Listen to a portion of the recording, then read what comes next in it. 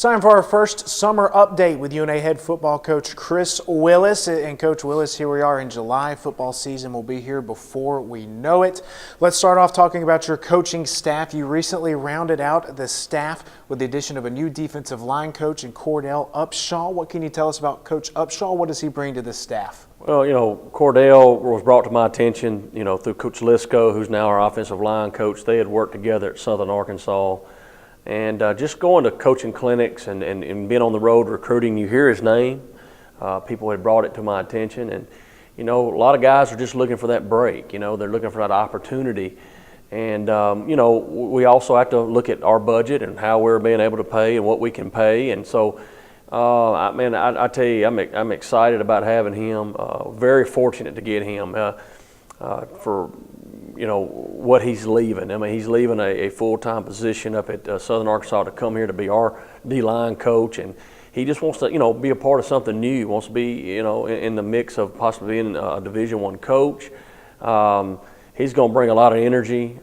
Great, already meshing great with our D-line, and just glad to have him on board, ready to go. A couple of other guys that people are familiar with. Hayden Henderson will be back as a graduate assistant. We lost Jack Gilmore. He went to the Buffalo Bills as an intern, and so Hayden will come in here. He's been at East Mississippi. He also played here a little bit, and he'll be helping Coach Upshaw. He'll be working with him on that side of the ball, along with Coach Campbell, Coach Ferris, Coach Poe. And there's also, now that we're in Division I, there's an opportunity to possibly bring aboard analysts, off the field type coaches. You can only have 11 on the field coaching, but you can bring in, can't call them volunteers, but you could, analysts or special teams analysts or something of that nature. But we're going to have guys that will help on both sides of the ball, possibly looking at adding 2 more coaches as we move forward here, just in that role and capacity.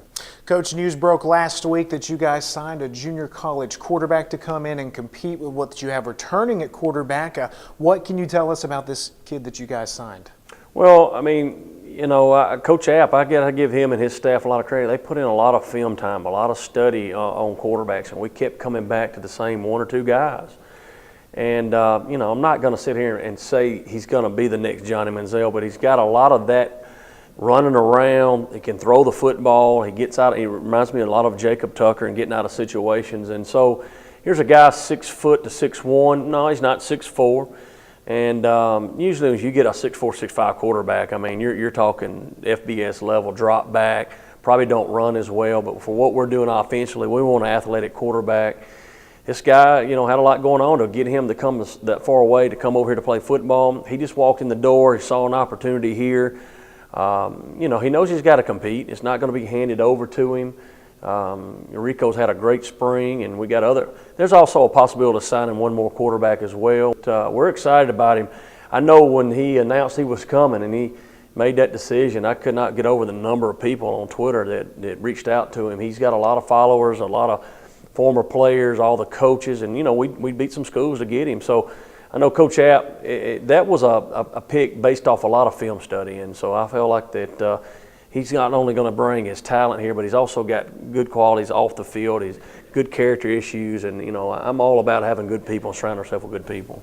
Coach, a lot of changes with the move to Division I and historic season coming up. You guys will report to camp early August, but one of the new changes in July, guys are actually able to be on campus to work out, go through drills. Tell us a little bit about what you guys are doing right now. Well, you can come in June, and we had a lot of our returners come in June. You can pay for summer school now at the Division I level.